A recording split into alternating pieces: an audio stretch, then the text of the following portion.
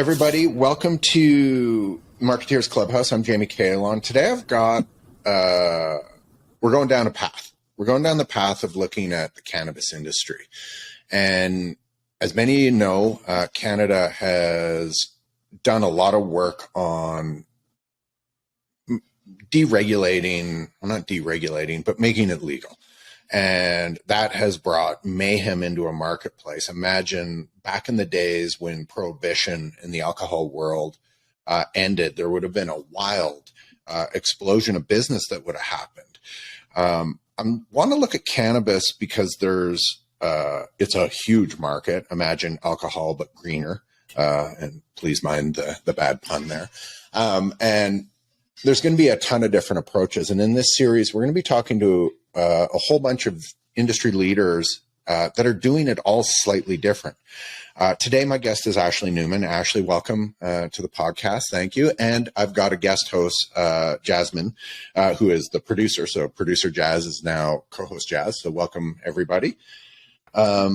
Jazz is a expert. She comes out of the cannabis industry. She's done a bunch of marketing in that world, and is a vocal proponent of cannabis and its use, as many people in Canada are slowly edging towards. Even myself, I believe it's a great product.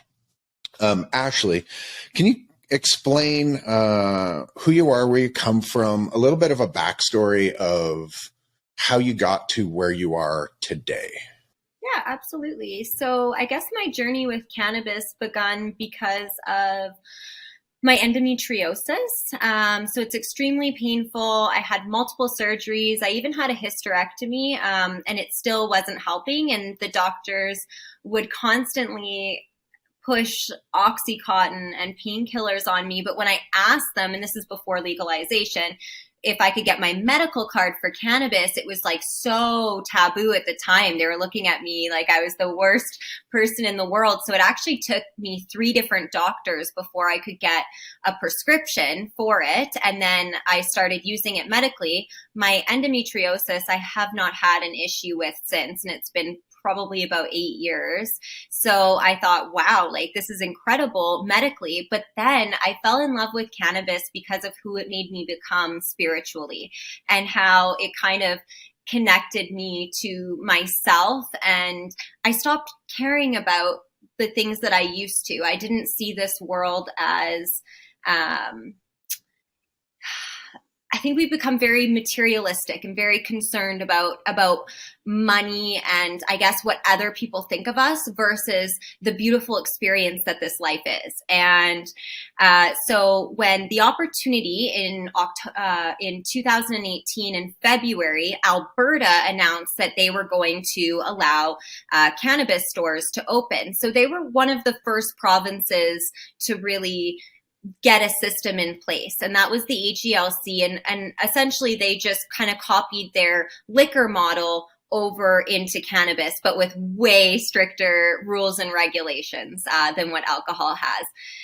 And so I just thought like, wow, this is my dream. I can get into cannabis. I wanted a job where I could smoke weed all day and I wouldn't get in trouble for it. So that was like my checklist on the job I wanted.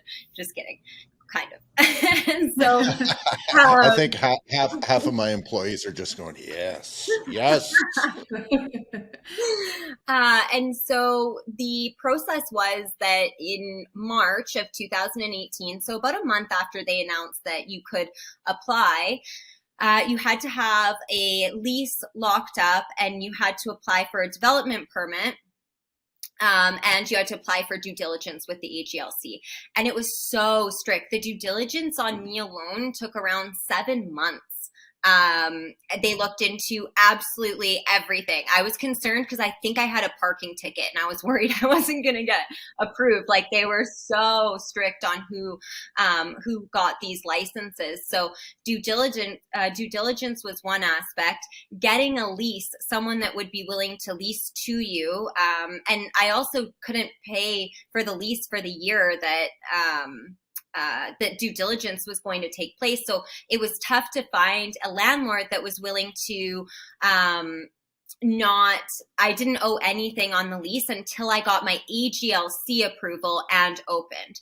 So I think that really helped me because not a lot of other store owners thought about that. And so they were stuck paying these massive leases for a year before they could even get open. So it kind of, it was really tough on a lot of people that tried to get these stores. And the second, I guess, big hurdle was you had to have the right zoning for the development permit.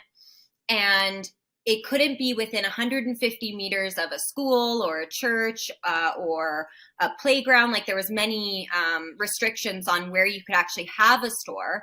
And so there was thousands and thousands of people that applied, and it was very rare to actually get a development permit approved by the city. So luckily I got mine approved. Well, I actually had 3 locations and only 1 got approved. So I think that kind of helped my odds.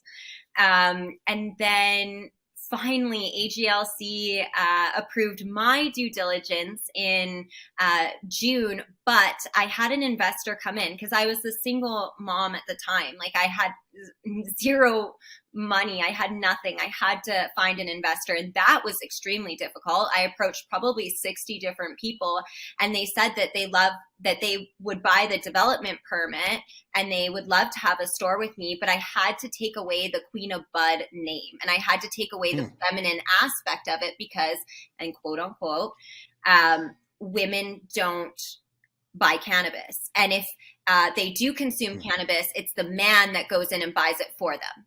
And red wine only for the ladies. Red wine only. You just got mansplained by a whole bunch of people. That's insane. Okay. And so I actually liked my idea more when I started hearing that, because I thought, okay, here I am, little me.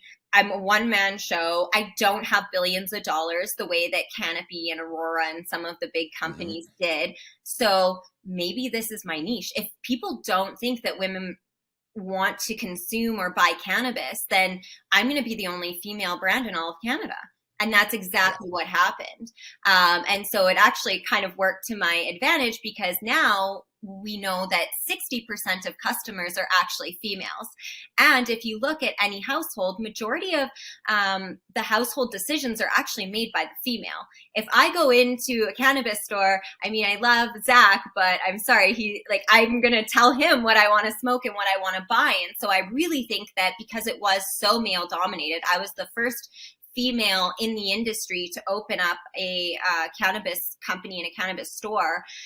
And even to this day, I mean, there has been a few, but the women just keep getting wiped out of this industry. There's not a lot in it or left. And so what happened in June, I get approved. I'm like, perfect. But you have to show your financing on how you're going to open up this store. And the partner, the investor that I worked so hard to find, ended up having last minute financial issues and couldn't actually give me the money. And so here's thousands of applications. I'm trying to get in the door and get this store. And the AGLC is like, Ashley, you have a week to find this money. Like, that's it. There's other people that we can be talking to right now that can open up a store. And so I kind of felt sorry for myself for a couple days. I tried everything I could. And then I saw this video come up on YouTube. It's kind of weird how certain things just happen at the right time. And it was talking about Richard Branson on Virgin Mobile and how he had to come up with like $50 million to save the company over a weekend. And I thought, okay, if this guy can come up with $50 million in a weekend, I'm sure I can come up with $500,000 in the next week. And so I just started phoning everyone I could. And I remembered from before working with this construction company that they had a pharmacist that was that they were building a house for, that recently sold the pharmacy, but maybe wanted to get into cannabis. And so somehow that popped into my mind, and I phoned him and I met him at the potential retail location, which, by the way, was a disaster. Like, it had, if you saw the store, you'd be like, wow, it's so beautiful. But when I went in there, it was like, there was literally a hole in the floor, a garage door. It was just totally not it needed some work. So I met him there and he said, yeah, I did sell my pharmacies and I'm interested. Here's my bank account. I have the money. I can transfer you the money and let's do this deal. So he became my first partner in the cannabis retail store. So he finished his due diligence. And by the time that all of that went through, it was the last week of August. And I had 6 weeks to build out the store before October 17th. I knew I needed to be one of the first, because if you look at the alcohol side of things, what happened back then is they ran out of supply.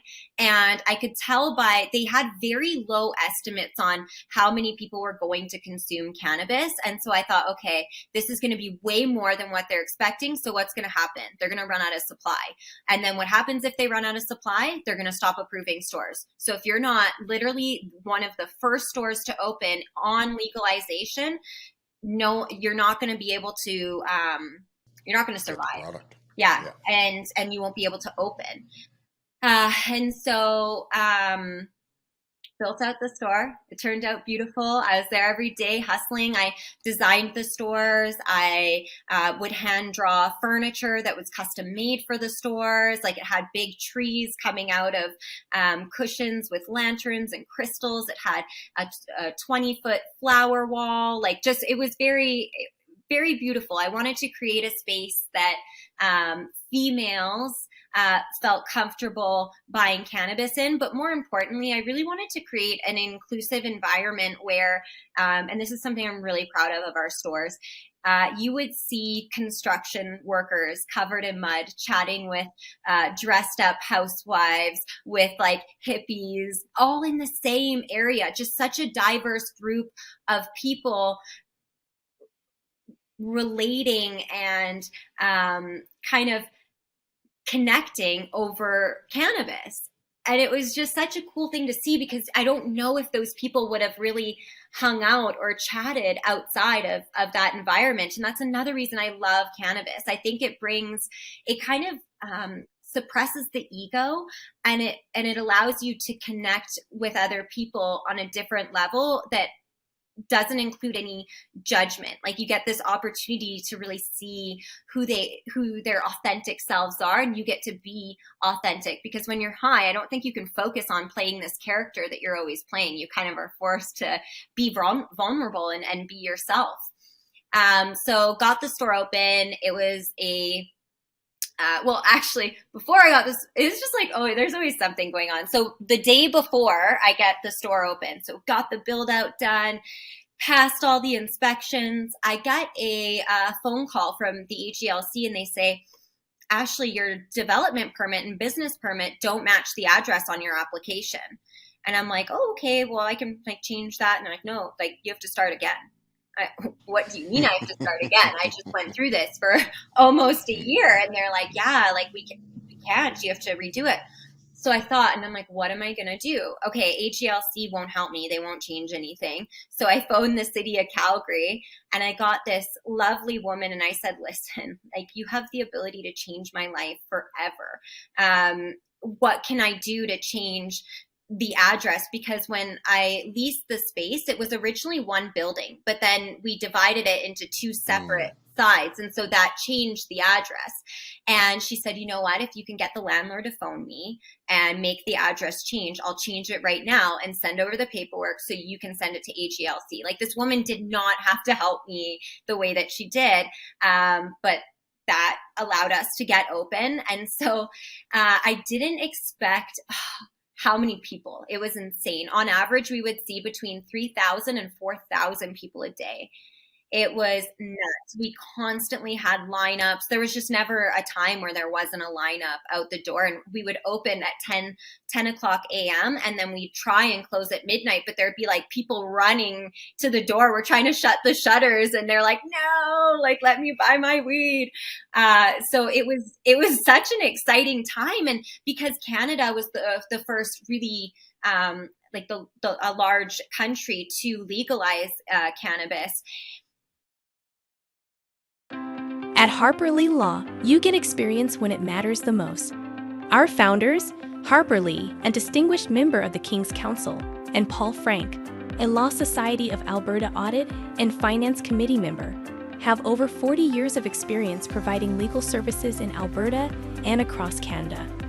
While legal matters are complex, Harper Lee Law's approach is simple. We understand that money matters, which is why we make efficiency a priority and strive to provide the best possible legal services at an affordable price. We believe in complete transparency every step of the way, so you can trust us to handle your legal matter with the care and expertise it deserves. Visit harperleelaw.com for more information. There was so many people around the world that came to see the store. We actually put up a map at the store where people could scratch off where they were from. And it was so cool to see that people traveled from all around the world. And there was only like a couple stores in all of Calgary and maybe 20 in all of Alberta. So, and Queen of Bud was it was different. It was glamorous and beautiful. And we had tons of staff that could get you in and out quickly. Like I had iPads that would go down the aisle and put orders in so that when you went to the cashier, you could pay. And then we had someone else packaging it so that we could get people in and out, because that was a big complaint with the other stores is people were waiting 2.5 hours to get their cannabis. So my goal is, okay, how can you speed that up? Because no one wants to wait in line that long. And how do we get people in and out a little bit quicker? So it was a very exciting time.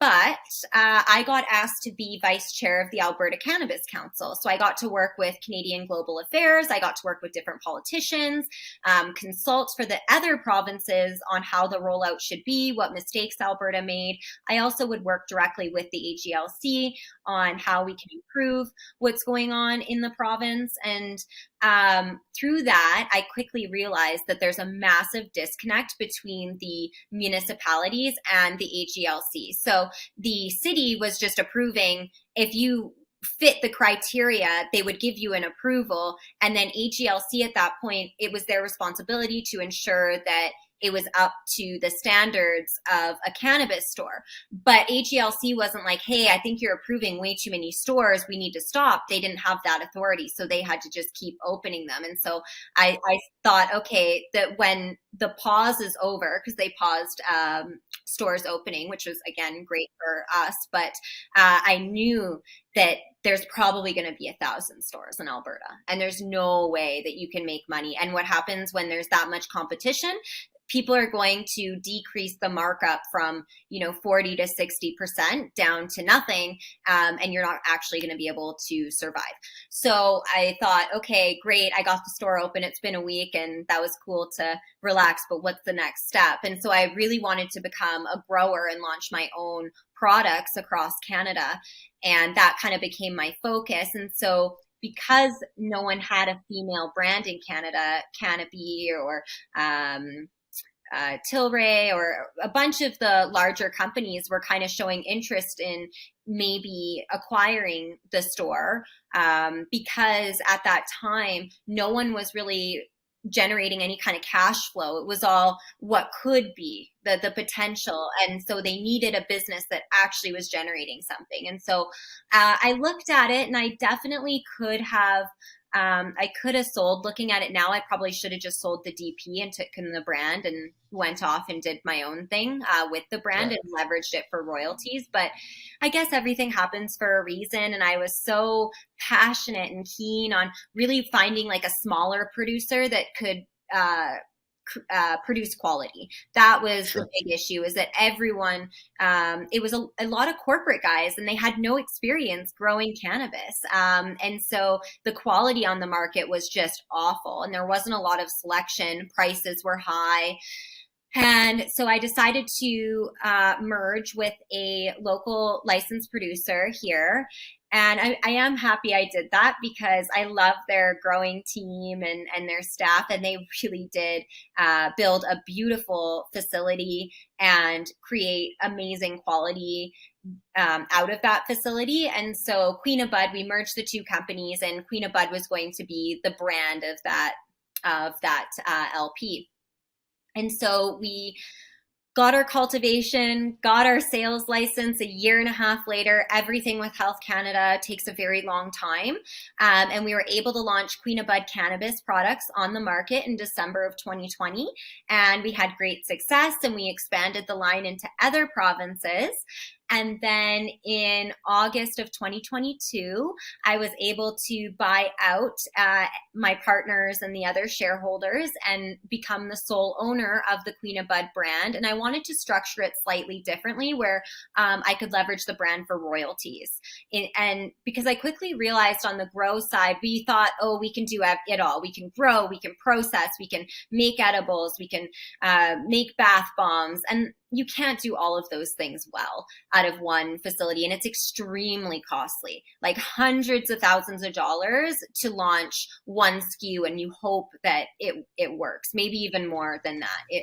It's very costly, and that's why a lot of licensed producers are going bankrupt now, is because I think that's, from what I've seen, I think that this strategy is one of the only ways that you can survive right now in the industry, because the margins have decreased so low on the growing side.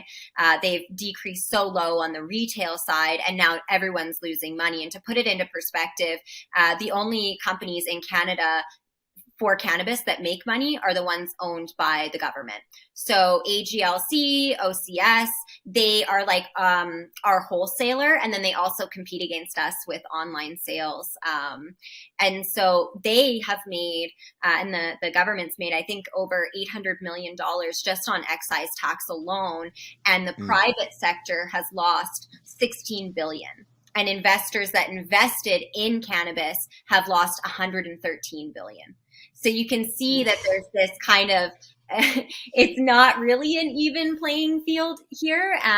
But so I kind of tailored my strategy when I bought back the brand, and I thought, okay, instead of us trying to do everything, they can do my pre-rolls and what we're good at, but let me approach other licensed producers that are the best in their category. So I partnered with Weed Me, and they're fantastic at infused pre-rolls, great pricing. I felt that they were very strong. They're crushing it in the Canadian market. They're in every single province. And so I partnered with them, where they take on the financial risk and develop the products, or I guess my ideas, because I have so many cool ideas, but it's tough to execute all of them, because I don't like to do something that anyone's done before. And you can't do things that people have already done, because in Canada, the way that it works is you can't just go into a retail store and say, hey, like, my products are amazing, do you want to buy them? You have to first wait for a product call. And there's only a couple product calls a year for certain categories. So let's say I wanted to submit some pre-rolls into Alberta. I have to wait. There's an October product call. So I have to have everything sorted out, what the strain is, what the product is. I have to submit a CTLS submission for Health Canada to review our packaging and our labels and ensure that everything's compliant. And you send all that in October. They're like, oh, we kind of like your product. We'll give you a soft approval in December. And then they decide, okay, we're going to move forward. And shipping is in March. So you have to have everything planned out like 6 months in advance, maybe even more. And then when you submit your product, you're going against thousands of other submissions. So there are around 1,000, 2,000 submissions and different products that people are submitting, because it builds up when you only have a couple a year for a certain category.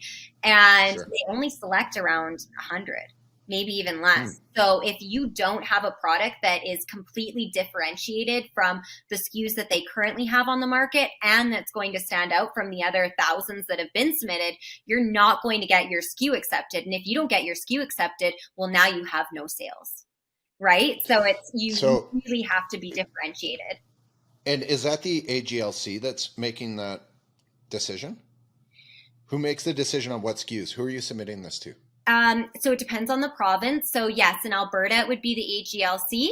In Ontario it would be the OCS. Each province has their own, except for Saskatchewan, which it sucks because there's such a small market. So, but Saskatchewan had no rules. They're like, yeah, just kind of do whatever you want. Just sell wherever you want. Yeah, and it's amazing and it works really well, but it's just such a small market that you don't get the volume that you get in Alberta and Ontario. Sure. And for our listeners that aren't from Canada, let me just explain a couple of things. We're a semi-socialist environment. In some ways, we have lots of, we have amazing healthcare, we have all these things. But with that, there comes certain government regulations. The AGLC, which is the Alberta Government Liquor Control Board, they are the control board that decides where liquor stores and cannabis stores can go.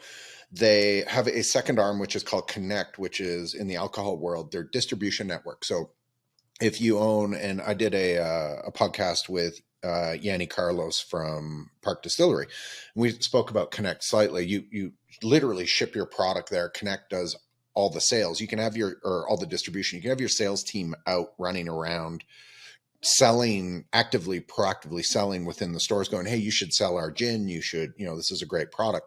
Then the store literally turns around and orders it from Connect. They don't order it directly from the producer. So it's a bit of a convoluted, controlled product. And cannabis, marijuana, that all falls under the same things. Now, Ashley, I'd like you to explain a little bit, because we would have the Canadian government level that has approved this, and then everything then defaults to the provincial level, and then sort of goes from there. And then would the cities, like City of Calgary, which I'm sitting in, would they have their own rules as far as locations as well? So how many tiers did you have to go through when you're doing this? Yeah, so that's another issue in the industry, is that Health Canada is, I guess, the top. They're the ones that approved cannabis. They have the rules that each province has to follow. But from there, each province, the AGLC has different rules than what the OCS does. Up until a week ago in Ontario, you could hand out samples at events, and you could not do that here in Alberta. But luckily, we pushed and they changed it for an event coming up next week, and they kind of are slowly loosening the regulations. But yeah, so Health Canada's, I guess, the main boss. Then you have a step down, which would be the province, and then the city, as far as what their rules were, they just control where the stores go. So within, like, for instance, in Toronto, and this was tough, like we had a store in Toronto, we got that approved. We were one of the first to apply, and it was on Queen Street, and we thought, oh, this is amazing, what a great location. But then they announced that there was no distance restrictions the way that there was in Calgary. So at least in Calgary, you're 150 meters away from another store. In Toronto, we had 2 stores open up right beside us, and 30 opened up on Queen Street, like all beside each other. How do you make that work? So yes, there is different rules depending on the city or the town or the municipality. Interesting. And it's funny, like what you were saying about Saskatchewan, because at the moment, I know that a lot of like producers from other, provinces will get these rejected SKUs, and then they're like struggling to find a broker to like offhand all of this product, right? And it all goes to Saskatchewan. Yeah. So poor Sasky gets everything. Oh, so many high farmers in their combines right now. It's crazy. Yeah, it's pretty nuts how things worked out that way. But it sounds like for you, it was meant to be, because you literally like thought about everything like differently and kind of had to jump through like a lot of different hoops. So it's kind of like cool. Like your story is so different to many LPs. It's super interesting. The fact that you came out of managing your own pain and then created a business out of it because you found everything to be so effective and the community was embracing and stuff. And then to turn around, and the 60% female purchaser number that you threw out, that percentage shocks me, because and I could assume the general stigma that you're breaking is that Cheech and Chong-esque high school kid in a denim jacket smoking weed. And then you've turned your brand as the exact opposite. You could take your stores, which I had the luxury. I wasn't a cannabis consumer at all, never, until it was legal. And strangely enough, I had an elbow surgery where they spent 3 hours rebuilding an elbow in December. And my doc prescribed me like insane opiates. And I had a knee surgery like literally 2 weeks before. So I just sort of back to back it so that I could get my cycling season in. And they gave me these insane opiates. And I looked at them, I said, I don't need that. And they're like, what are you going to do? I go, I'll be fine. And I'm just going to I'll have weed gummy bears. They're great. They'll completely work. And they did completely work. They were amazing. And I wrote some Hallmark Christmas movie scripts while on them, because it's sort of, you sit there and you're watching those and you're like, I think I can do that. And before you know it, you're in a completely different space. But the product is fantastic. And I see some interesting things that I'd love to ask you, that you were the person. So I want to talk to you about, you've approached it. You've feminized the product.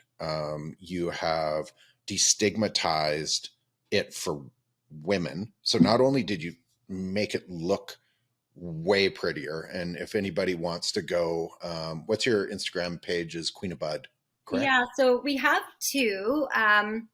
One is Queen of Bud Cannabis and another one is Queen of Bud Shop. And the reason that we have two different websites and two different social media accounts is because here in Canada, they've made it almost, except for someone like me that's super creative, almost impossible to market cannabis. And so I separated the two because then we could have smoke eliminating candles and clothing and all kinds of other stuff that we can market and brand and do whatever we want with, which therefore in return kind of also markets the cannabis in a way that we cannot.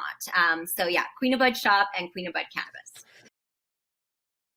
From brand development to simple market executions, 54 Blue helps brands of all sizes grow with sustainability in mind. Their full-stack range of services include print, fabrication, design, web, interactive, content marketing, brand consulting, creative strategy, and more. Join some of the world's largest brands and lean on 54 Blue for your next go-to-market. Visit 54blue.com for more information.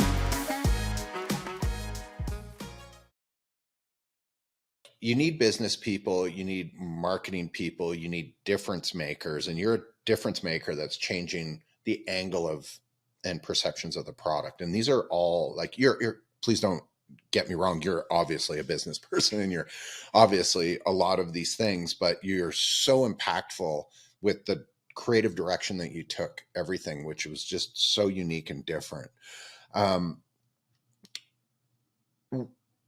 Cannabis is a weird thing. Unlike, you don't walk into a liquor store and ask someone about, a fine wine store and they go, well, this Merlot will get you a certain type of high. Like that, it doesn't exist in wine. They talk about flavor and they talk about all these different things, where cannabis products itself, and we've got some food related guests coming on, you have flavor profiles in that, but with the rest of the product, it's uniquely different, and it's about the experience, not necessarily about the flavors. And it's funny, like you don't talk to Jim Beam about how absolutely blitzed drunk you get off of their product from having a giant mug of it. It's not part of it. And they don't say, well, yeah, it puts you in a different mind space. Cannabis is a totally different thing. And I find that to be really interesting and unique. And there's a whole different section of marketing because of that. And so when you're talking about it, I would assume you talk about sometimes it'd be, and again, I don't smoke cannabis, but the flavor of the smoke and the aroma and all these different things. So you're but a lot of it is not allowed to, based on Health Canada's rules and regulations. You're not allowed to describe how a strain makes someone feel. You're not allowed to talk about like flavors and aromas, or if you do, it has to be in a very specific way that's compliant within their regulations. And that's why Queen of Bud. So I think the reason that it's so different is because I really built the brand around like who I am. And I think every person is different and has their own experience and likes and dislikes. And so as a kid, my brother would go to the candy shop in Banff and I would be excited to go to the crystal shop. I just always felt like they had these, I don't even know, maybe I just felt like it had great energy and it made me feel better. And I just found it very interesting, the spiritual side of it. And so Health Canada said to me, I wanted to, I put together kind of a summary on what Queen of Bud cannabis was going to look like. And they said, absolutely not. You cannot describe how anything feels. And I'm like, cannabis is an experience. Like, what do you mean? Like in alcohol, they don't have these restrictions. And they said, absolutely not. So it kind of worked out them saying no, because I think a lot of companies, when Health Canada says no, they're like, oh, no, we can't do anything, or they feel this block. For me, I'm like, wow, you just told me exactly what I can't do, so I'm going to find a way around this and figure out what I can do. And so the crystals, and this is the reason that Queen of Bud can market its products in a way that other companies cannot, is because we attached a crystal to it. And we're not renaming the cultivar. On all of our packaging, we have like the rose quartz crystal is what it's called, but on the back of the packaging and in all of our marketing material, you'll see the strain name, the lineage, the terpene percentage, and the top 3 most dominant terpenes, because I think that's very important for the customer to know. And we were one of the first licensed producers to offer that much information on the label. And then we also were one of the first to upload our COAs to the website, because there was a lot of distrust with the larger companies, because they were kind of lying about their THC percentages in order to increase sales, and a few of them got caught. And so I wanted exactly what you mean. Yeah, I wanted to be transparent. And don't rat anyone out right now, you two. But yeah, there's many rules, and so I think that was a great thing, because we could describe the terpene profile and almost simplify what terpene effects are with the crystal. So the rose quartz crystal, and the crystal industry is a multi-billion-dollar industry, and High Times and other cannabis platforms have discussed a connection between crystals and cannabis users, that they kind of go hand in hand, or they're interested in one another. And so it allowed us to say, okay, the rose quartz crystal is uplifting and happy and great in a social setting, and kind of make claims about the crystal, even though the terpene profile of the Rosetta Stone cultivar matches the crystal.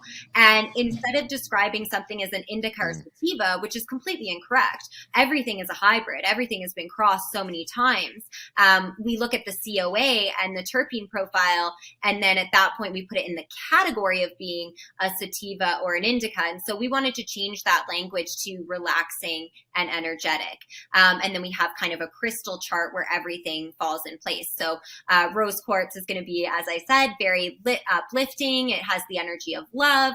Well, on the lower spectrum, you have blue topaz, that's known to be extremely relaxing and great for increasing inner peace and serenity. And so our most indica leaning or relaxing products would fall into that crystal. Sunstone is, you have an indica at night, you have a sativa in the day, but what do you have at sunset? So that's our hybrid line, and that's for creativity. You have amethyst, that is our CBD line, and great for confidence. And so it kind of allowed us. And then I found a really unique terpene profile that is known to increase one's sex drive and libido. And so within the Canadian rules and regulations, you are absolutely not allowed to say things like that. Sure you're not. Cannabis, right?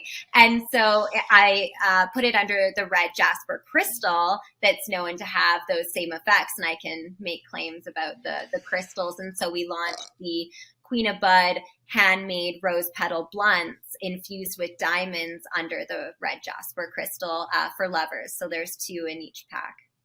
I didn't understand the crystals before. I'm more like your brother. I was in the candy store in Banff and rotting my teeth out. I was not looking at crystals. And to be honest, it's not my sphere, but from any level, from a business and marketing side, that is so unbelievably brilliant. I'm like so So happy smart.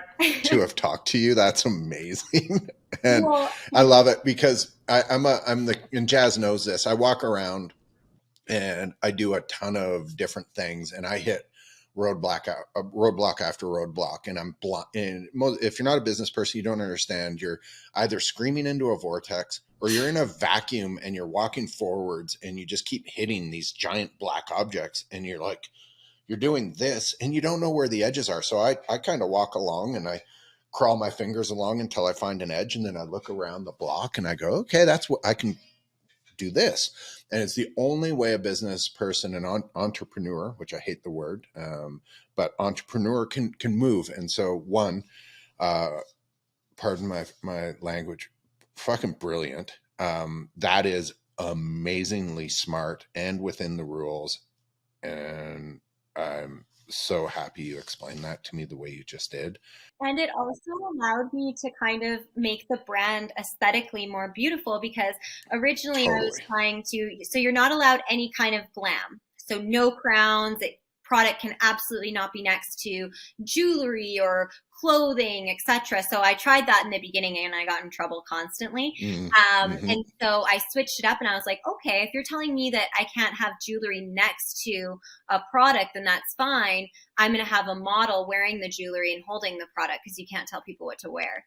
And I'll have a model, Perfect. next to. So and then with the crystals, it allowed me to, because crystals aren't glamorous. It's my argument to it was it's a natural mineral.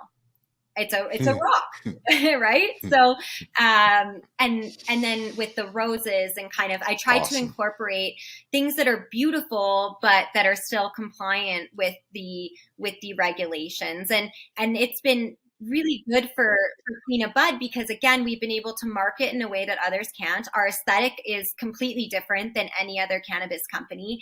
And then I really wanted to incorporate the spiritual meaning of cannabis, regardless if you believe in crystals having different energy, and each one does have a different frequency. But whether you are into that or not, I think all of us can agree that what you think creates your perception, and your perception creates your reality. So how do you make the world a better place? It begins with each of us deciding to change our perception and our reality to something more positive. And so with the rose quartz, we have cannabis journals, and you can write down, like we have different exercises when you consume, like get in the right mindset to consume cannabis. And so it'll be write down 5 things that you really love about yourself, write down 5 things that make you excited to be alive.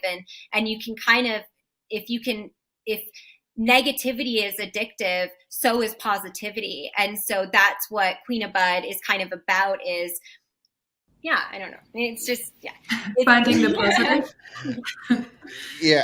I feel that any level of, and you're 1,000% right, everything in life, whether it's spirituality, whether it's thoughts, everything, whether it's physical products, everything's got a level of addictive, and everything's got a level of the ability to create a positive or a negative impact. And you're definitely pointing everything in a very positive realm. And wrapping, I have no doubts that wrapping a product around feelings and lifestyle is correct. There's the ex-CMO of Nike's got an amazing book out right now that talks about just the emotion, attaching emotion against a brand. And if, I did a podcast the other day with the very, very top person at Oakley Optics, which is a multi-billion-dollar company. And everything comes down to the emotional connection with the consumer. And whether it's sunglasses, whether it's shoes, whether it's alcohol, and don't think for a second that the alcohol companies don't do it. They attach emotion to everything. Yeah. Absolutely everything. I bet you if you went through Kid Rock's performance schedules and the sponsors that are there, it's probably like whiskey company, bourbon company, like just like tick, tick, tick, tick, tick, because they're attaching an emotion, they're attaching a lifestyle, they're attaching all these different things to it. What's, again, super unique with you is you've had to come in and completely reframe it. You're closer to Gucci than you are Cheech and Chong. And that's like, that is a billion miles away from where this product started, at which, you know, I'm in Calgary. I got to see the gold rush of cannabis stores starting to pop up. And as you said, there was a lot that looked like they're going to pop up and then never actually came to life. The windows were whited out. There was coming soon signs on every building that you went by. And most of them didn't get approved. It like kind of contracted really quickly. Then it exploded. Now they're everywhere. And I'm a consumer experience expert. That's what I do. I'm a trade marketer, which means that large companies, shoe companies and eyewear companies come to me and go, okay, how do we get the emotional attachment of the consumer when they walk into the retail environment? And so I did, when the gold rush of this was happening and a bunch of them popped up, I went and toured a bunch of stores, and not as a consumer, but just as a guy who builds retail stores and tries to talk to consumers from a branded perspective. And most of them were so underwhelming. Yours was amazing, like by far the absolute top of the top. All the other ones went from mediocre to terrible. Now, some of that was based on what you were allowed to do from the government, because there's huge regulations on how you can present the stuff and all this type of stuff. There was no merch in the stores. I don't believe you were allowed to even sell a t-shirt within a store for now years. You are, but before you were not. Yeah. And for those who haven't had the experience of coming to a place where it was legalized, or even seeing the startup of an industry, which this was truly a startup of an industry, the government said that you couldn't see into the stores, which created a whole bunch of nightmarish problems. The windows were either whited out. You weren't allowed to put a graphic on it. So they would either black or white out your window, basically with vinyl. You'd have your logo on it, and your open sign would probably be cut out of the vinyl so that people could see you're open. One insane security issue. You literally can't see if someone's in robbing the store. Like the people inside the store couldn't see outside. It was a nightmare. Two, it created a stigma where me, as an adult male who doesn't consume cannabis but grew up in the area where, through the time period when cannabis was illegal, and I'm a fairly square human, and I'm like, it's illegal, I'm not going to touch it. I felt odd the first day when I was walking into the first ones, because it felt like you were walking into a weird sex store or something. Like there was a stigma because it was all whited out, and you're like cracking it open and you're like, what's in here? Like it was so odd because you couldn't see what was happening. They pulled those restrictions for all of those reasons, I believe. Is that correct, Jazz? Like that's no longer a thing. You can sort of have a semi-open, transparent view into the retail environment now. Yeah, it took a while, but I believe they're all open now. But a lot of cannabis stores, I was lucky because one of the ones that I worked with first opened one on like the third story of a building, and they were allowed to have like the windows open because like no one could see in. But that was literally, I think, the only one must have been in Alberta, but now luckily they're all kind of releasing the restrictions a little bit. So yeah, note to any jurisdictions that are going through this process, it's a terrible idea. It doesn't help. All it does is actually squash sales, reduce your ability to make taxes on it. It over stigmatizes the product, and it's an insane security thing. So please, for God's sake, if you're somewhere, if this is happening in another country, don't do that. It's a terrible idea. Learn the lessons from Alberta. It was poor. It was legitimately super unsafe, like you said. Like there was so many, even people I know, like getting robbed and like being faced with like weapons in the store, and most of the time you could only work by yourself as well. So yeah, it was very dangerous. It was a huge safety issue. And even before they allowed everyone to take down the windows, I took ours down. I always kind of like push the boundaries a little bit. I took ours down and AGLC said you have to have them up. And I said, well, it's not in Health Canada's rules and regulations. This is a decision that you're making that puts people in jeopardy, and it's a safety issue. And so as a business owner, I am not going to put my staff in jeopardy, and they're coming down, and that's the way that it is. And then I think like a few weeks later, everyone was allowed to take theirs down because they're like, fair enough, you know? Well, and it's insane. It's the same with selling merch. I don't know. It just seems ridiculous. I can go buy, a Budweiser hat. Hell, they're giving them away at liquor stores like no one's business. If you don't see 1,000 Budweiser cowboy hats during Stampede, someone at Budweiser didn't do their job right. And they're just like pounding these things out. Little kids wearing them. Like, it's ridiculous how that just happens.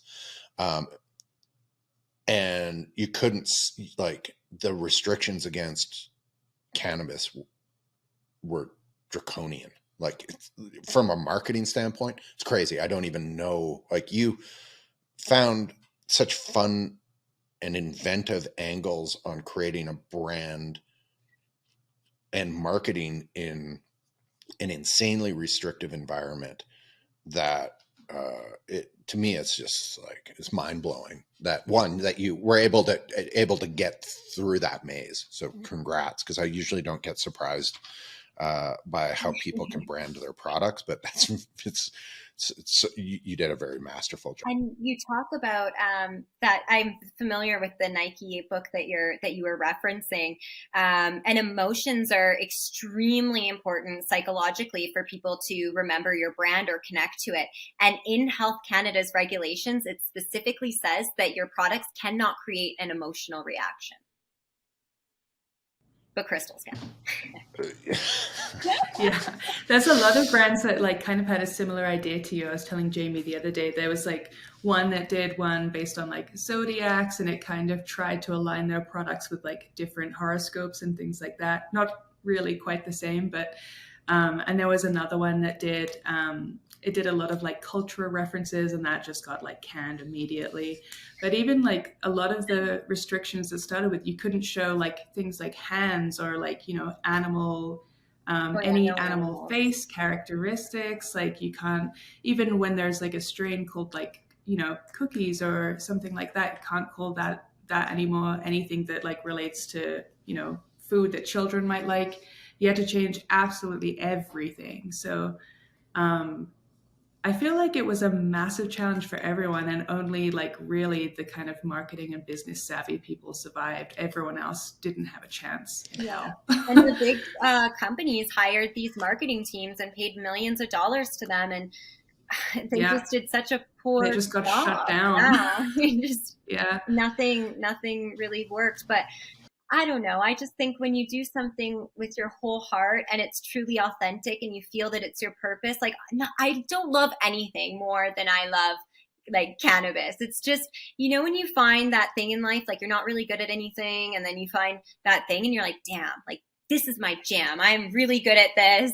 That's me with cannabis. And I love it. And it makes me so happy. And I feel like we're doing a lot of good. And if you look on our website, we're constantly putting out blogs that, aren't just, hey, buy our cannabis products. It's like how to forgive others, how to feel more confident, how to, spread love to others, how to be more patient and loving to yourself. Like we're trying to make the world a better place through our brand and through cannabis. So I kind of think that when you have the right intentions, the universe kind of helps things work in your favor, maybe.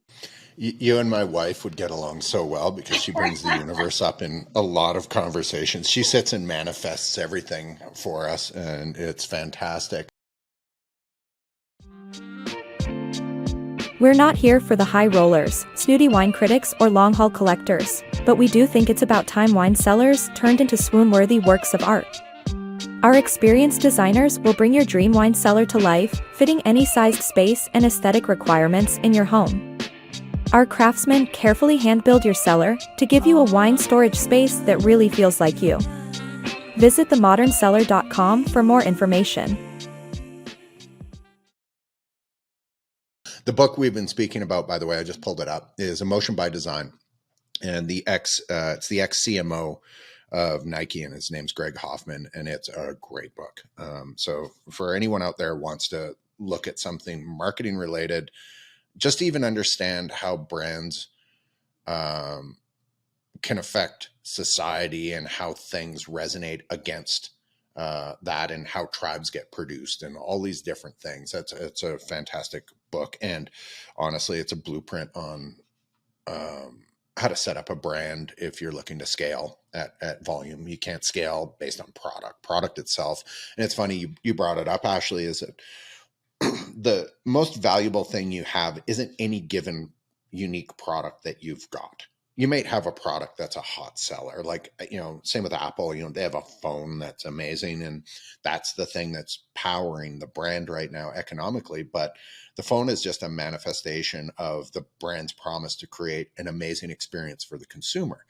And so your products, and going slightly down more of the licensed path so that you can take your products and broaden your, have the bath bomb. That's the best bath bomb, and have all these different things and pull it together into an amazing collection, market it in an elegant and graceful way instead of a brutish and either price driven or commodity based way, which is what I primarily see. Is everyone's just doing that, and it's a race to the bottom, and there's no way that it's sustainable or there's any longevity in that plan. Everyone's putting on band-aids and no one's actually fixing the problem, and that's why we're seeing everyone is going bankrupt on the growing side. Everyone is going bankrupt on the retail side. We had over 800 stores in Alberta, I think, in the summer, and now we have under 600.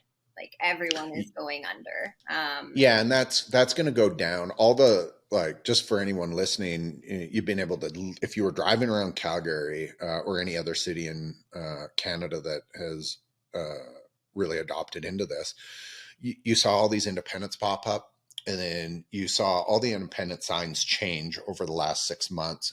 And there's sort of an amalgamation of larger brands running around and collecting and getting the licenses and locations, and sort of the small guys are going either completely under because they couldn't compete, and or they're just so break even that they don't have the ability to do it. So they have no shared services, where some of the larger players, you got 30, 40, 50 stores, you centralize accounting and all your business practices all sort of get cheaper, which lets you, unfortunately, participate in the race to the bottom, because you can control, you can operate on a thinner margin than any independent can. Well, it's to do with the data deals. That's the main reason that it wiped out the independents. So in a grocery store, Kellogg's pays a certain amount to have that shelf space, and that is not compliant or allowed in the cannabis space, but people and companies have found ways around it. And so unfortunately, I saw this coming, so we sold off all of our retail locations in 2021 and just focused on the product side, because when you have your products too, other retailers are they don't want you competing against them on a retail level, which is fair.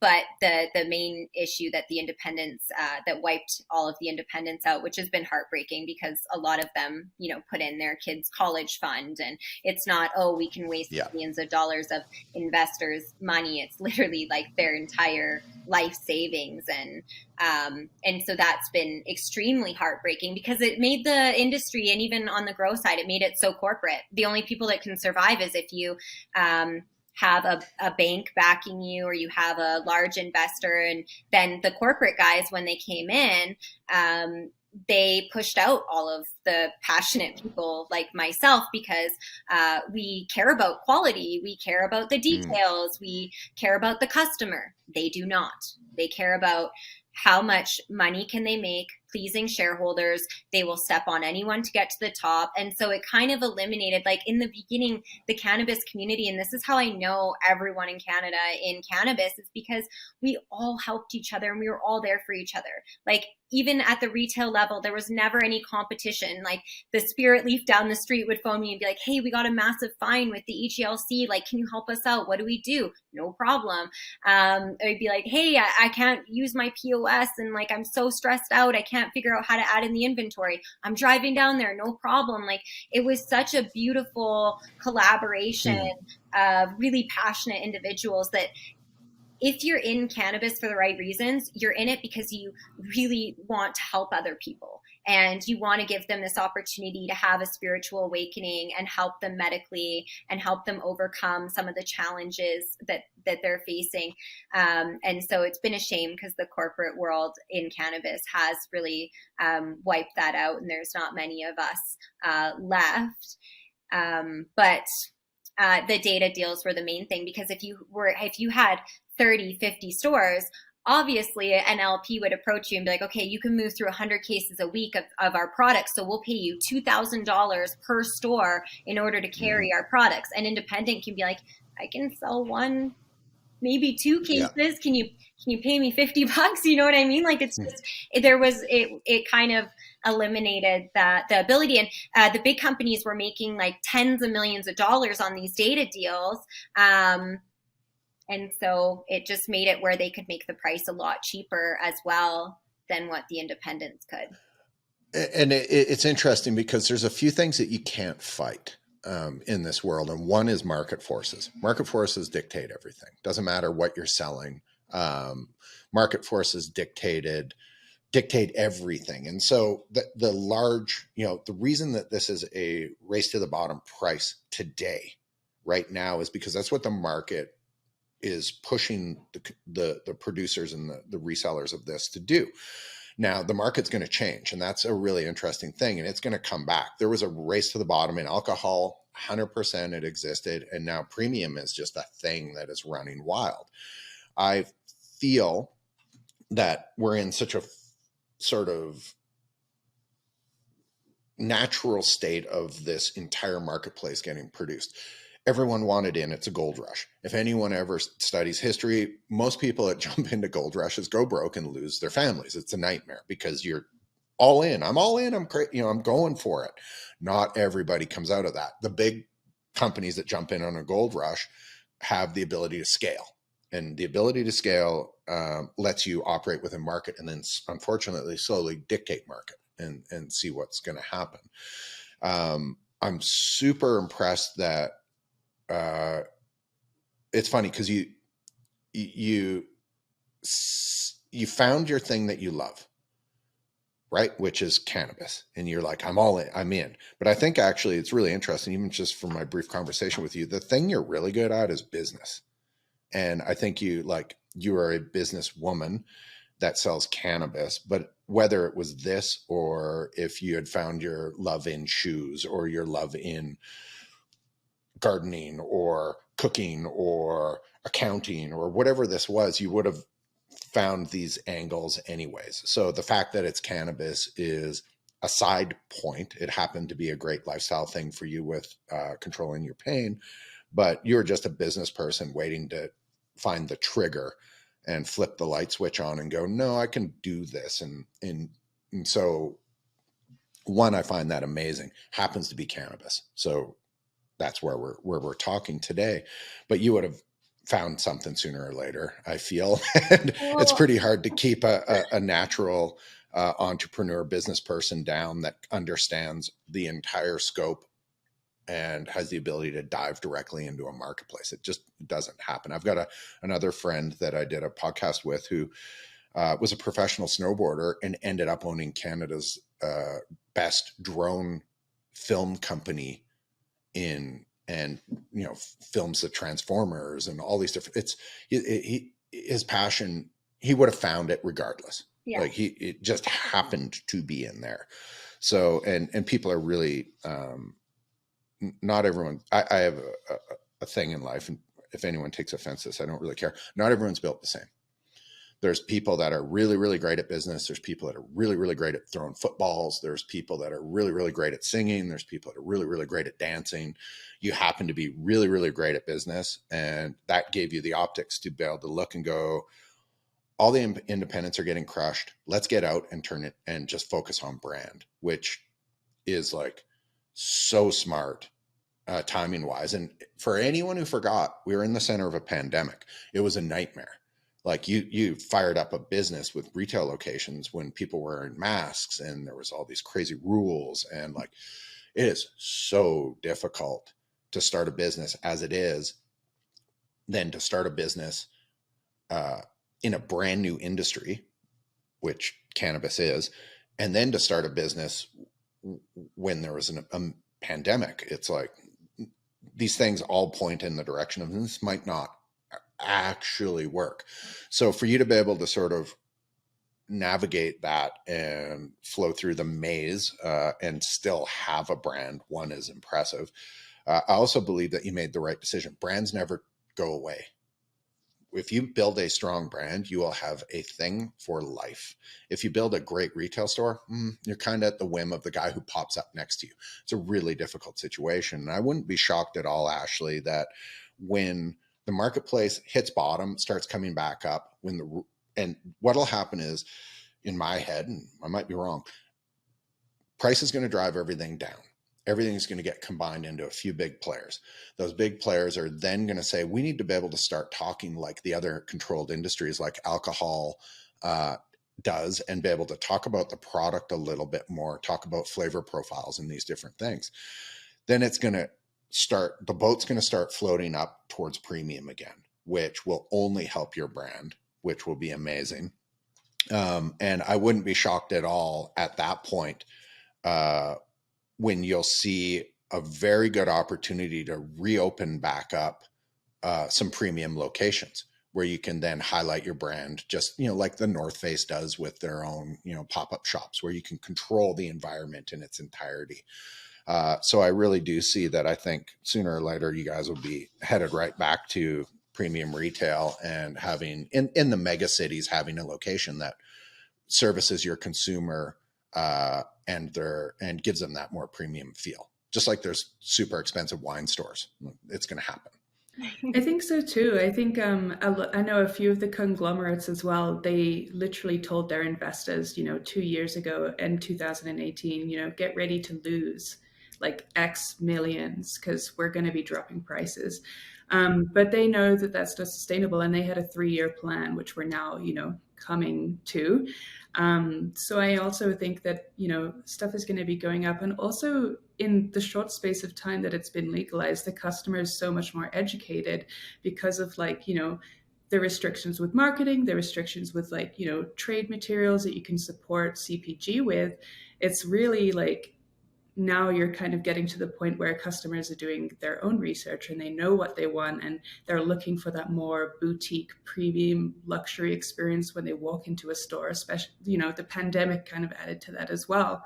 So I feel like, we're about to see another big change in the industry as it's kind of going to swing back and forth until it stabilizes. So well, I think what do you think Queen of Bud is going to look like in the next year or two with that?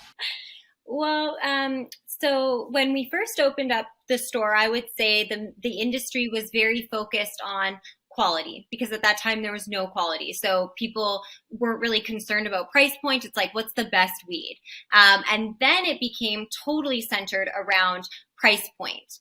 And you can only race to the bottom for so long. Now, I do feel like it is going to be more brand building, and that's how you will have some kind of longevity in this industry. So I think that the way I've structured it now is a great way of building a brand, because if you keep everything in-house, right, with one marketing team, one facility, as I said, it's very costly to build a brand, especially if you're not doing it yourself. I do everything myself. I do our website, our SEO, our graphic design, our photo shoots, our videography, our logos. I do our sales, our marketing. I do our pop-ups. I'm like a one-man show, and so I don't have any overhead. And then on top of that, I take a royalty on the gross sales minus taxes. So I think that spreading it across this way is the only the only way for someone like me to be able to survive in this industry, because it's spread, the financial risk is spread across multiple companies. And then I know you were talking about like me as a businesswoman. It's interesting that you say that. So I think that if you're motivated enough and you're willing to sit there for thousands and thousands of hours to learn something, like this week, I stayed up through the night 3 nights because I don't have enough time in the day to get everything done, and I'm motivated to do it. And so I will sit there for, if I don't know how to do something, for like a full day and practice until it gets to where it needs to be. And so I think business is kind of the same way. Like, I didn't go to university. I barely graduated high school. I have ADHD, OCD. I really struggled in school. I was considered to be like not very intelligent. But if you're motivated to learn something and to get good at something, then you'll do it. And for me, I had my kids at 21 and 22 years old. I was very young, and I raised them completely on my own, like financially and taking care of them. And I had no money. I didn't come from a wealthy family. Like, there was times where we were driving around in my car because I couldn't afford to like get a hotel in the shelters. I just felt was a scary and even, you know, makes it even it's a tougher environment on the kids. And so I think I became a great businesswoman because I had no other choice. I had to provide for my children. They're my whole world. They're my motivation. And I actually don't know if I would have had enough motivation to do this if it wasn't for them. That's amazing. Yeah, that's your story is great, and I'm not far off. Our worlds are similar analogs to each other. I was a terrible high school student. I have 3/4 of a Bachelor of Science degree that I will never, ever, ever finish, and I wasn't doing great in it as it was. But I hold multiple patents. I've invented all sorts of things. I own multiple companies, and I'm a dope. I'm just a dope who works really, really, really hard at trying to not be a dope. And I'm happy to ask the dumbest questions to anybody. It doesn't matter what situation I'm in. Someone brings up a term and I'm in the middle of a financial meeting. I'm like, I have no clue what that means. Can you tell me? Like, I don't care because life is too short to not ask the questions, not to learn. And everyone is a phony. Everyone's a phony. Doesn't even matter. Like, you walk in, I've got some of the most successful friends on the planet, and one of which is a CMO at a massive company. And I looked at him and he goes, I look in the mirror every morning and I'm looking for the big phony version of me with the big hammer that's hitting me on the head because I make it up as I go. He's like, I'm good at it, but like, he's got the most insane imposter syndrome going because we all are, and we all feel this way. And for everyone out there, and everyone knows this, university does not equate and necessarily give the perfect trajectory to success. In fact, it puts so many rules in your way as far as being able to blindly sneak around and look through the corner. They give you processes and these different things. And sometimes for a lot of people, these are effective things. But for a lot of really pioneering business people, they just do it. I invented something years ago, a bike thing. And my partner I did it with is finished high school. I think he's got some university, but he's not an engineer. And he just sold his robotics company, I think a year and a half ago, to the Koch brothers in the US, which are like, it's the largest privately held business in the US. And he holds hundreds, if not thousands, of patents. And he's just a guy who's figured it out. And so I'm a firm believer, and I love the story of you being like, I want to hear that you basically I was sleeping at, I had to sleep in my car. I had to raise my kids. I had to make all these tough decisions. And then I kept gambling. And I gambled on myself, which is exactly what you're doing, which is amazing. You're gambling in your aesthetic, in what you believe the market should be, at least, or should contain, which is the Queen of Bud brand and its more feminine approach and its more spiritualized approach. You're betting heavily on that, and it's working. So big thumbs up. Jazz, you should give a thumbs up too. It's a double. Two thumbs up. And I want people to know, like, a lot of people when they meet me, they're like, oh, like, you're so lucky, or your life, everything worked out for you, with this. It has not. Every single week, severely, like, important things go wrong, like, constantly. And I'm always trying to, like, fix things. And, like, we were launching the rose petal blunts, and we were supposed to launch them on February 1st, but Health Canada had an issue because they thought maybe they had too much of an aroma or a flavor. And I'm like, no, it's like a totally organic rose petal. And so I had to fight with them for like back and forth for 2 months. We were delayed on that launch, which is a lot of money in sales and losses of just you're telling the customers that they're gonna launch on a certain date. Like, there's just always something going wrong. It's just that no matter what, I try and do my best to figure it out. It's all you can do. And I do what I can. And then at that point, you have to let go and just say, I've truly done my best, and whatever's meant to happen is meant to happen. And if I'm not meant to win this one and someone else is, then you got to let other people win sometimes too. It's not always about you. You're always going to have wins and losses. And I think just really pivoting and pushing through the challenges is how you kind of figure stuff out. So it has not been easy. It's still not easy. Every single day there's some kind of issue or challenge that I have to face. So it's not like, oh, this worked out and my life is perfect and the business is awesome. There's always something. Does your brand need some help in the trade marketing department? Manage your sales tools with Regulator's easy-to-use features. Whether it's fixtures or displays, POP, custom art, or promo products, you can submit single or bulk orders for all your locations within minutes, using a simple, streamlined process. Deliver content, manage your budget, and view the market, all from the palm of your hand. Move up to 10 times faster than your competitors and capture all the opportunities that put your brand on top. Visit brandregulator.com for more information.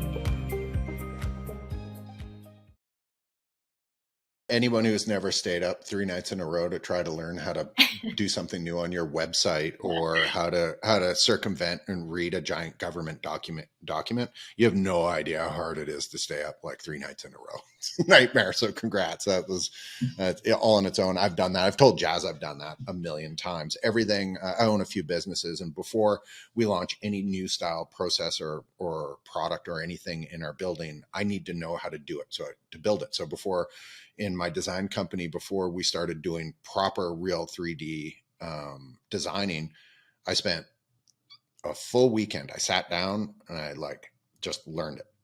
It was like this intensive 50-hour thing. I had a project that was due to a multi-billion-dollar brand, and I was just like, of course we can do that. And I went home, and my wife's like, what are you doing this weekend? I'm like, I'm learning how to be a 3D designer. And she's just like, oh my God. And I just sat down in the office and I just ground away at it. And I watched it 1,000 hours. I had YouTube playing here trying to teach me stuff. But it's just the way it works. And it's not that hard. So if you're a good grinder, you can get at it.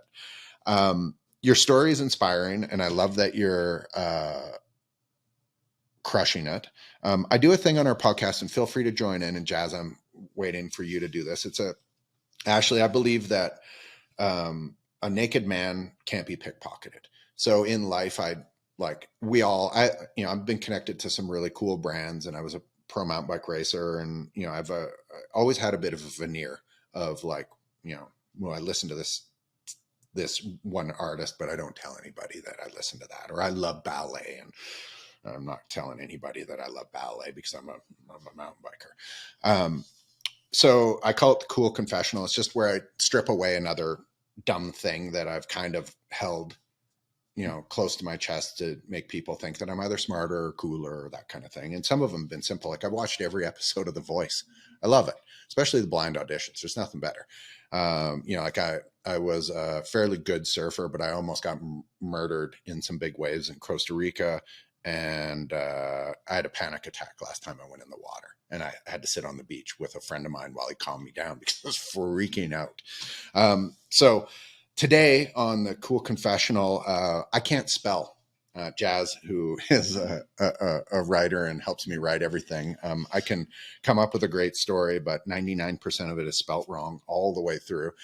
So today on the Cool Confessional, it is that I am my father's worst product and biggest failure. He was the head of the English department at a giant high school in Calgary.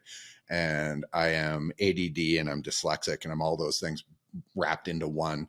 And I hated school, which led me to borderline not being able to actually write anything. I'm getting better. But so today, I am a terrible speller. My grammar is atrocious. Jazz sits in the background and fixes everything that I write. Thank you, Jazz, for that.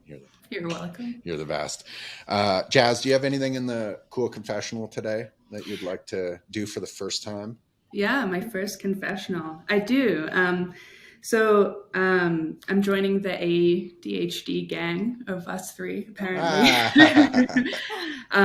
But what a lot of people don't know about me or, expect was that I was quite a bit of a prankster in school. I was a little bit misbehavey sometimes. So I used to do things like steal my teacher's glasses and draw eyes on them and hide, tape recordings of weird sounds in the walls. And I think the best one I did was me and a friend put a huge for sale sign on the school roof and things like that. So, and when people meet me, they kind of assume my character is much the opposite. So that is my cool confessional for today, that I was a bit of a shit in school. Forgive my French. I think, Jazz, that comes out in you. It does not shock me one bit. I'll have to think of a better one next time. Then. Yeah, that one was. I think anybody who actually knows you well, it comes out pretty good. You got some prankiness in you. Ashley, feel free to join in. If you have anything that you'd love to throw out there. You've already given away a million amazing tips and things about your life, but is there anything you'd like to join in with? Maybe when I was younger in elementary, because I was ADHD and just very super imaginative and creative. And so I was totally weird. How there's kind of the weird kids that hang out together? There was none. I was a total loner. And then there was these popular girls and I really wanted to fit in with them. So I had some kind of, I had someone to hang out with at school. And I think that I really, to fit in with them, I had to become like them and I had to put who I am aside and kind of, as you said, form this character. And what's interesting about that is, and I kind of only realized it in the last 8 years when I started using cannabis, and this is exactly why I'm in this industry, because it helped me so much. There's a quote and it says, "I am not who I think I am. I am not who you think I am. I am who I think you think I am." And I think all of us kind of play this character based on this assumption of what they think of us, right? And, you play one character with your kids, one character with your parents, one character at work. Sure. And eventually these characters start to kind of overlap with one another. And now you've lost who you are completely. And so I would say I don't feel good about the character that I was at that time. And I'm so happy that I was able to realize that, because some people don't realize it for their entire lives, and to become who I believe I always was. But I felt like that person wasn't good enough to fit into the society that we have. And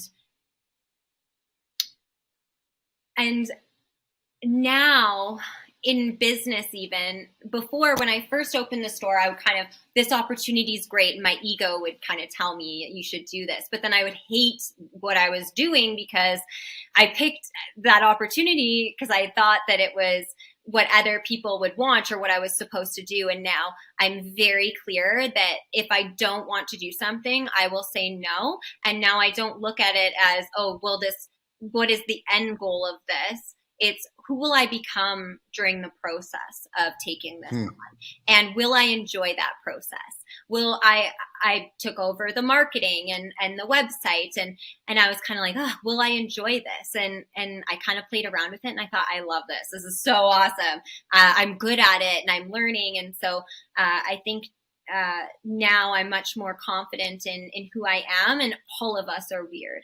All of us are different, and that's what makes this so beautiful, and each of us so beautiful. So I would say I was afraid to be who I am, and that other people should not be afraid to be who they are, because you are perfect just the way you are. I love it. And that's great. And Jazz, you can't pull out in the next confessional that you're weird, because we all know that you're weird. Okay.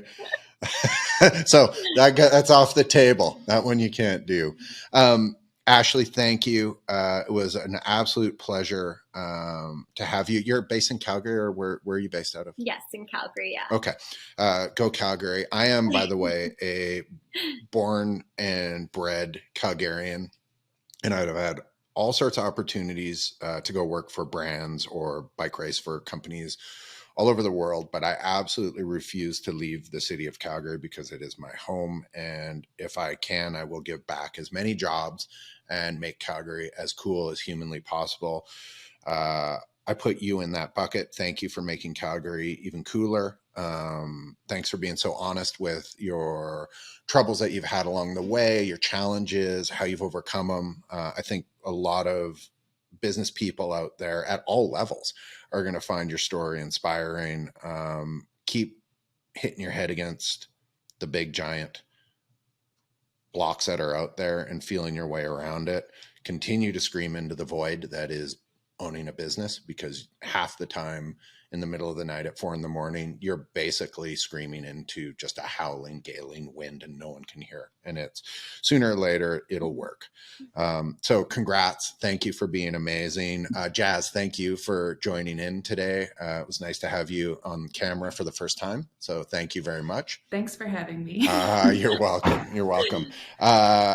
Thank you. I'm going to be back with a couple more different perspectives on the cannabis industry, just trying to give everybody a bit of an education of what it is, destigmatize the idea of it, show the greener pastures of what the cannabis industry is and what it can be. And we'll be back with another episode. Thanks, everybody. I really appreciate it. You guys for having me on. It was awesome chatting with you, and I really appreciate this opportunity. Absolutely our pleasure. Thank you, Ashley. Thanks.